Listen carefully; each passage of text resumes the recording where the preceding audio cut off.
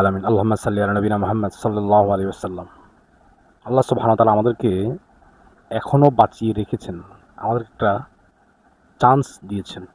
তো দুনিয়াতে যতক্ষণ আমরা বেঁচে থাকবো এটা আমাদের জন্য সুযোগ। কারণ আল্লাহ সুবহানাহু ওয়া তাআলা বলেন, যখন তাদের কারো মৃত্যু আসে তখন সে বলবে, হে আমার রব, বলবে আমাকে ফেরত পাঠান যাতে আমি সৎ কাজ করতে পারি যা আমি ছেড়ে এসেছি। আর এটা সূরা মুমিনের 9 থেকে 10 নম্বর আয়াত। মৃত্যুর পরে ফেরেশতারা প্রশ্ন করবে, আর প্রশ্নটা উঁচু নিচু ধনী গরিব দেখে প্রশ্ন করা হবে না, শুধু জিজ্ঞাসা করা হবে তোমার রব কে, আর তোমার দিন কি ছিল, মানে তুমি কোন ধর্মের অনুসারী ছিলে, এবং তোমার নেতা তুমি কাকে অনুসরণ করেছো। যদি সে এই 3টা প্রশ্নের উত্তর দিতে পারে তাহলে বলবো যে এগুলো কোথায় পাইছো, বলবে সে কোরআন এবং হাদিসে। তো পৃথিবীতে আপনি দুঃখে কষ্টে যে অবস্থায় থাকেন না কেন, আপনাকে এটা বলবেন আব্দুল্লাহ। আমরা হয়তো নাম ডাকি আব্দুল্লাহ। আব্দুল্লাহ মূলত অর্থ হচ্ছে আল্লাহর বান্দা। হে আল্লাহর বান্দা, তুমি তো অন্যদের মতো ছিলে না, অনেক গরিব ছিলে। এমনকি তুমি যে সবচেয়ে দুঃখে কষ্টে জীবনযাপন করছো তাকে জিজ্ঞেস করা হবে, প্রশ্ন করা হবে যে তুমি তো এরকম গাছতলায় রাত্রি যাপন করছো, বৃষ্টিতে ভিজছ, রৌদ্রে শুকাইছো দিনের বেলায়, অথবা তুমি টিনের ঘরে শুয়েছিলা যেখানে পানি পড়তো। কত কষ্ট করছো তুমি, এত কষ্ট কেন করলা, এমন কোনো প্রশ্ন করা হবে না। সবচেয়ে দুঃখে কষ্টে অতিবাহিতকারীকেও এমন প্রশ্ন করা হবে না, প্রত্যেককে প্রশ্ন হবে। এবং সবচেয়ে সুখী ব্যক্তি, যার সুখের কোনো শেষ, তাকেও এমন প্রশ্ন করা হবে। তাকে শুধু প্রশ্ন করা হবে তোমার রবকে, তোমার দিন কি, তোমার নবীকে। প্রত্যেক লোককে প্রশ্নের সম্মুখীন করা হবে। কেন প্রশ্নের সম্মুখীন করা হবে? যে তোমাকে যে আমরা দুনিয়াতে বা আল্লাহ সুবহানাহু ওয়া তাআলা দুনিয়াতে পাঠাইছেন, কি করছো, মানে কতটুকু প্রস্তুতি নিয়ে আসছো, কতটুকু আমল নিয়ে আসছো, এই প্রশ্ন করা হবে। কে ধনী কে গরিব, কে দুঃখে ছিল কষ্ট ছিল, এমন কোনো প্রশ্ন করা হবে না। তো আপনি দুনিয়াতে বেঁচে আছি, এই সময়টাকে আমরা কাজে লাগাই।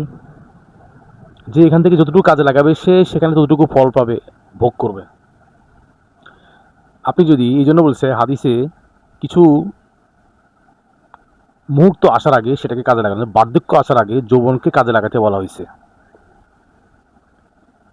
তো বার্ধক্য আসার আগে, মানে ব্যস্ততা আসার আগে যে অবসর সময়টা সেটাই কাজে লাগাতে বলা হয়েছে।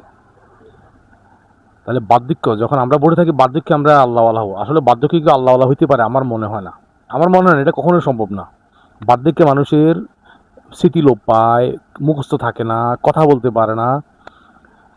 যৌবনে যেভাবে সে এই সময়টা কাজে লাগছে, সে তখন ওইটাকে কাজে লাগাতে পারে না। কিন্তু আমরা বলে থাকি বার্ধক্যের জন্য, এই জন্য বলছে বার্ধক্য আসার আগে যৌবনকে কাজে লাগাও, আর ব্যস্ততা আসার আগে অবসরকে কাজে লাগাও।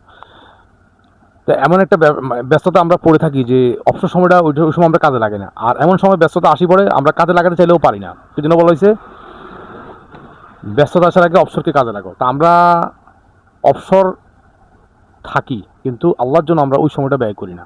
আমরা অত কোনো ফালতু কাজে ব্যয় করি।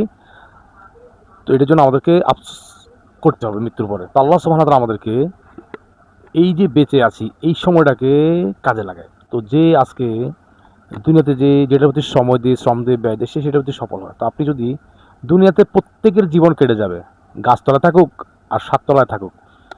এমন না যে তার গরিব হওয়ার কারণে তার সময়টা কাটবে না, বা বড়লোক হওয়ার কারণে সময়টা খুব তাড়াতাড়ি কেটে যাবে, এমন না। সময় প্রত্যেকের চলে যাবে।